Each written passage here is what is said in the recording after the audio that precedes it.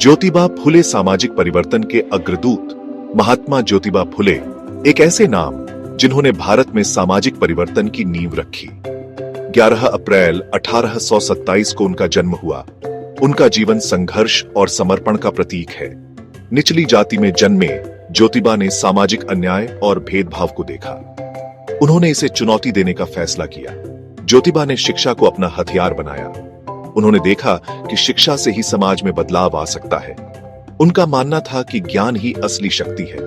इसलिए उन्होंने अपना जीवन दबे कुचले लोगों को शिक्षित करने के लिए समर्पित कर दिया। ज्योतिबा के विचार क्रांतिकारी थे।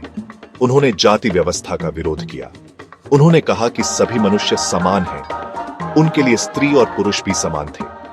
यह उस समय की क्रांतिकारी सोच थी। शिक्षा मुक्ति का मार्ग। ज्योतिबा फुले ने 1848 में लड़कियों के लिए पहला स्कूल खोला। यह एक ऐतिहासिक कदम था। उस समय लड़कियों को शिक्षा देना पाप माना जाता था, लेकिन ज्योतिबा डरे नहीं। उनकी पत्नी सावित्रीबाई फुले ने उनका साथ दिया। सावित्रीबाई खुद एक शिक्षिका बनी। ज्योतिबा ने बाल विवाह का भी विरोध किया। उन्होंने विधवा विवाह का समर्थन किया। उन्होंने समाज में फैली कुरीतियों के खिलाफ आवाज उठाई। उन्होंने लोगों को शिक्षित करके जागरूक करने का प्रयास किया। ज्योतिबा के काम का असर दिखने लगा। लोगों ने उनके विचारों को अपनाना शुरू कर दिया। धीरे धीरे समाज में बदलाव आने लगा। सत्य की खोज में सत्य शोधक समाज।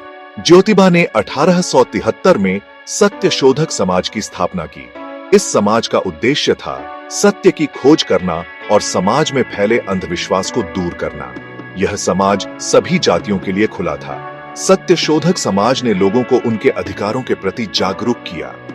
इसने धार्मिक पाखंड और सामाजिक अन्याय का विरोध किया। इस समाज का उद्देश्य था एक ऐसे समाज का निर्माण करना जहां सभी को समानता और न्याय मिले। फुले की विरासत प्रेरणा का स्रोत। महात्मा ज्योतिबा फुले एक महान समाज सुधारक थे।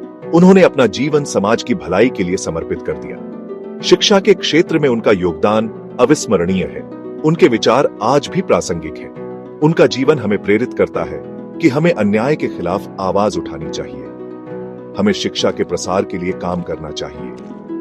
हमें एक ऐसे समाज का निर्माण करना चाहिए जहां सभी को समानता का अधिकार मिले।